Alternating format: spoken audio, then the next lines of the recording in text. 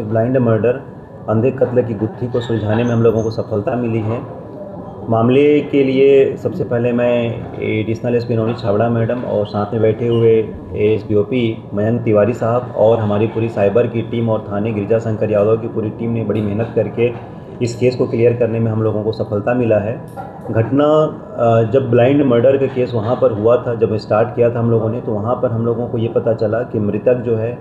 हेम प्रसाद साहू नाम का व्यक्ति था। उसके साथ में हेमचंद साहू जो प्रार्थी था, उसने आकर थाने में हम लोगों को सूचना दिया कि दाबो वहाँ पर नवोदय विद्यालय के सामने में चौक के पास में दो व्यक्ति अनजान व्यक्ति आए और उन लोगों ने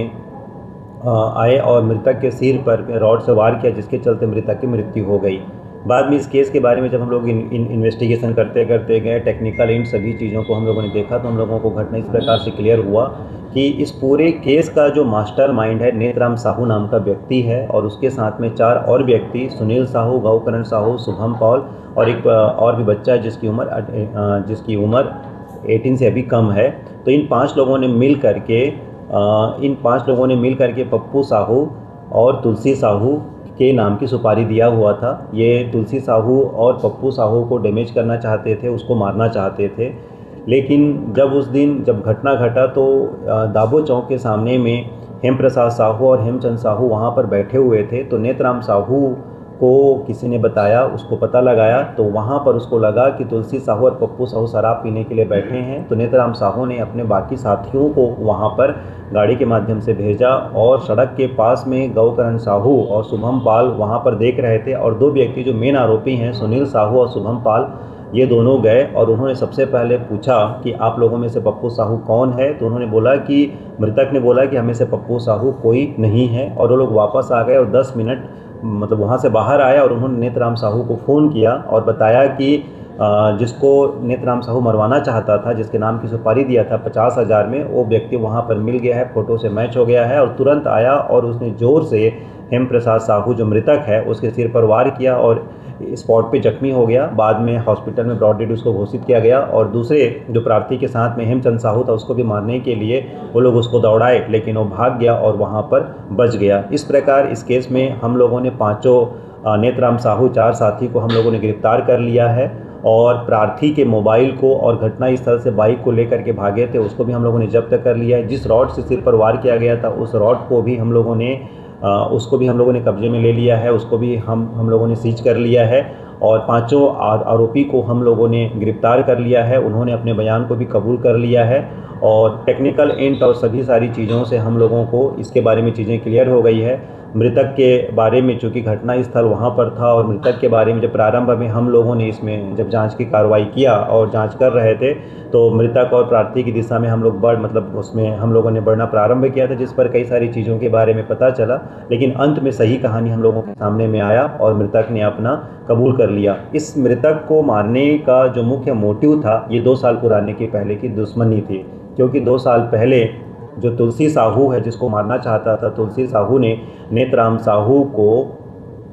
तरवरपुर सोसाइटी में वहाँ पर काम दिलवाया था, लेकिन उसके खिलाफ में गबन के मामले को लेकर के नेतराम साहू के खिलाफ में अपराध दर्ज हुआ था। अपराध दर्ज कराने में तुलसी साहू और उसका बेटा पप्पू साहू का मुख्य योगदान था, इसलिए उसको नुकसान पहुंचाना चाहता था। हालांकि नेतराम साहू को कोर्ट से स्टे भी मिल गया था और उसको फिर से ज्वाइन करना था, लेकिन ज्वाइन करने में अभी सबसे बड़ी बाधा तुलसी साहू और उसका बेटा उसको ज्वाइन करने के लिए रोक लगाने का पूरी तरह से प्रयास कर रहे थे। तो इन दोनों के बीच में ईगो की लड़ाई थी और चूँकि उसकी सर्विस पर वह पूरी तरह से रोक लगा करके बैठा था, ज्वाइन करने से अपना प्रयास कर रहा था कि तुलसी साहू पप्पू साहू इसको ज्वाइन ना कर पाए। इसी खुंदस में लगातार उसका गुस्सा बढ़ते गया और उसने अपने साले को 50,000 में तुलसी साहू और पप्पू साहू को मारने की सुपारी दी थी, जिसके चलते वो गए और उन्होंने हेम प्रसाद साहू को मारा।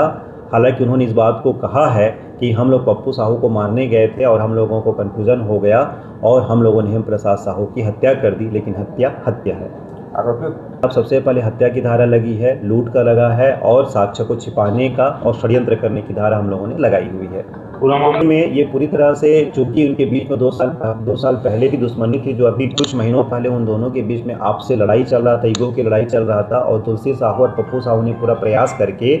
उसको नौकरी पे ज्वाइन करने के लिए अपनी तरीके से प्रयास कर रहे थे, तो नेतराम साहू को लगता था कि उसकी सर्विस की ज्वाइन करने में सबसे बड़ी बाधा पप्पू साहू और तुलसी साहू है, इसलिए उनको रास्ते से दूर करने के लिए, हटाने के लिए उसने सुपारी अपने ही साले सुनील साहू और शुभम पाल को दिया था, जिसमें गौकरण साहू जो भी नेतराम का भांजा है और उसके बाद में एक बच्चा भी जिनके परिवार से संबंधित है, वह इसमें पूरी तरह से शामिल होकर के उसको मारना चाहते थे। ये पूरी तरह से सौदा 50,000 के आसपास हुआ था। उन लोगों ने गए और हेम प्रसाद साहू को पप्पू साहू समझ करके उसको वहाँ पर मार दिया। मृतक के बारे में कई सारी चीज़ें आसपास के लोगों को सुनने से मिली, चूँकि हम लोग वहाँ पर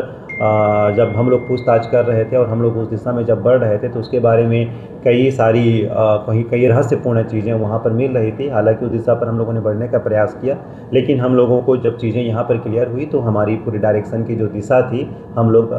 हत्यारे की दिशा में जब हम लोगों को सुराग मिला तो हम लोग उस दिशा में चले गए। हालांकि उससे रिलेटेड कई रहस्यपूर्ण बातें उसके निजी जीवन से संबंधित मिली, उसका इस केस से कोई लेना देना अभी नहीं है। नेतराम साहू ने वहाँ पे जो फोटोग्राफ्स दिए थे और उस फोटोग्राफ्स में, और चूँकि अंधेरा था, घटना 9 बजे से लेकर के 9 बजे 20 मतलब करीबन 10-20 मिनट के बीच की घटना है, 9 से 9:20 की घटना है। तो जो नेतराम साहू ने इसको फोटोग्राफ दिया था और बोला था कि इनके पास में एक नई बाइक है, तो मृतक जिस जगह पर बैठा था वहाँ पर उनकी नई बाइक भी रखी हुई थी और लगभग चेहरा उनका, बाल वाली सभी चीज़ें जो है लगभग उनका मिलता जुलता चेहरा था और अंधेरा था, इसलिए सुनील साहू खुद ही शराब पिए हुए व्यक्ति था। वो लोग मारने से पहले शराब पी करके आए हुए थे, तो उसको लगा कि यही है और उसने कंफर्म करने के लिए जब उसने नेतराम साहू ने पूछा कि वही व्यक्ति है कि नहीं, क्योंकि सूचना नेतराम साहू ने दिया हुआ था, तो स्पॉट से जहाँ पर घटना घटा वहाँ से उसने बताया कि हाँ, सुनील साहू ने बताया कि वही व्यक्ति है जिसको हम लोग मारना चाहते हैं। इस प्रकार से रात के अंधेरे या शराब के नशे, इन सब चीज़ों के कारण उसको लगा, मतलब उसको श्योर हो गया कि ये वही व्यक्ति है। हालांकि घटना के बाद अब इन चीज़ों के बाद में क्लियर हुआ कि वो जो पप्पू साहू बताए थे वो व्यक्ति नहीं है। और चूँकि प्रार्थी का घटना स्थल पे थाना प्रभारी जब पहुंचा तो पहला लाइन जो प्रार्थी ने बताया था कि 2 लोग आए और उन लोगों ने पप्पू साहू के बारे में पूछा था। तो ये प्रश्न बड़ा हम लोगों के लिए था कि पप्पू साहू कौन था, जो कि इस घटना से हम लोगों को क्लियर हो गया कि सुपारी किलिंग था और पप्पू साहू को मारने के लिए आए थे।